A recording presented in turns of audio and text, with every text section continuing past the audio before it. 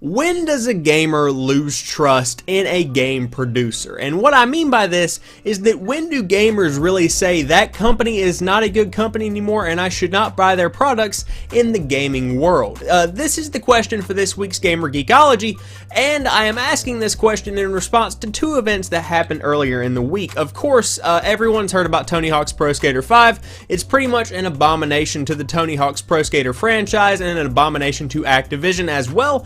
And of course, Square Enix was fixing one of their big problems that they had in the past month. Of course, they announced that they would be having some weird tiered pre-order system over the course of the release of Deus Ex Mankind Divided, and they totally canned that, which was a good move. And these two pieces of news kind of got me thinking about this, and at what point do gamers say we've had enough and stop supporting a company? My response to this is that as soon as the consumer has been wronged, they immediately remember that and they will forever associate that experience with a company. You can look at EA. Whenever they started producing less quality games, EA's reputation dropped until it was the worst company in America 2 years in a row. If you want to think about it in a metaphorical kind of light, imagine you've studied really hard for a math test. Imagine you've done really well in the class and in general your grades are pretty high. Your confidence in yourself would be pretty good to do well on the test. Say you take the test and then you make a 47. The same kind of thing happens whenever a consumer has faith in a game, purchases the game, goes home and sees that it is not a good game. If a person is taking a math test and they fail, they lose faith in themselves. However, if the consumer is purchasing a product and it's a terrible game, well then they lose faith in the person that made the product. Let's take EA for example. They were the worst company in America officially 2 years in a row, and they totally fixed that, and now EA is kind of on the course of recovery.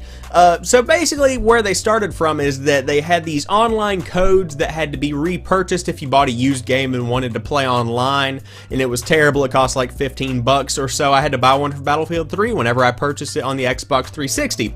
And then you had games that were just not good games, such as Medal of Honor Warfighter. It was a okay game aesthetically, but deeper down it was just a copy and paste of older FPS titles, and it just wasn't that great, and EA was producing a lot of that kind of thing. And of course they had this CEO and they had this entire infrastructure that was very disconnected from the gaming community as a whole, and it felt like they just were a company that was more of a tyranny than anything. So EA changed all of this whenever it was announced that they were the worst company in America for the second year running. They initiated this new great game guarantee where if you don't enjoy the game and you see that it's a terrible game, you can get a full refund, which is great, especially in today's day and age. They completely threw away that old online code thing that I was talking about where you had to have a certain code to play online. They totally tossed that out and realized that was absolutely ridiculous, and then they got this new young CEO that kind of reshaped the company, and now it's very connected to the gaming population as a whole. And like I said, EA is on the course of recovery in the eyes of gamers, and that's an awesome thing because they do put out some awesome titles from time to time, and that time is getting more frequent as time goes on. Ultimately, what it comes down to is that if you want a good image for your company, you have to listen to your consumer and address each and every one of their needs point by point. EA did this in an amazing way, to go back to that example. They had that crappy online game code thing that they completely threw out of the window, so you can check that off. Their games were low quality and unoriginal. They checked that off. They improved the quality, and they initiated this great game guarantee so that even if they did produce something that was really bad, they would know about it because people would be returning it, so you can check that one off.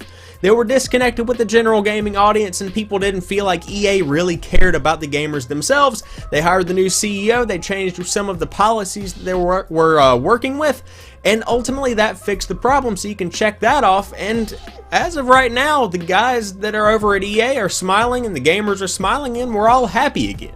However, gamers have the minds of elephants. We never forget when a wrong has been done to us.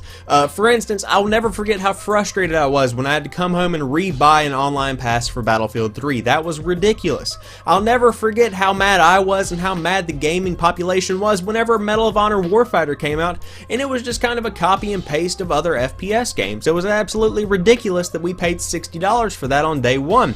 It's just things like these little microtransactions, these little DLC purchases, these little injustices done to the gaming community that really stick in our minds, if not on the forefront, at least subliminally.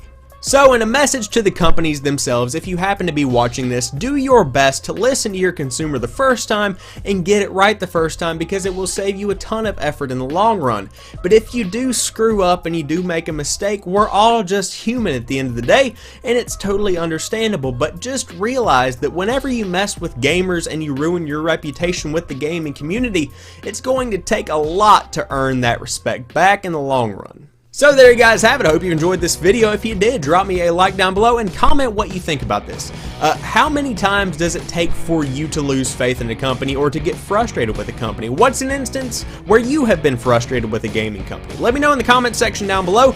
And if you are new to the channel or you've never seen any of my other videos, be sure to head over and check out some of that other content. I upload new stuff like 3 or 4 days a week depending on the week, so there's always something new on the channel when you drop by to watch some videos. And as always, I want to thank each and every one of you guys for watching this particular video. I'll talk to you soon. Peace.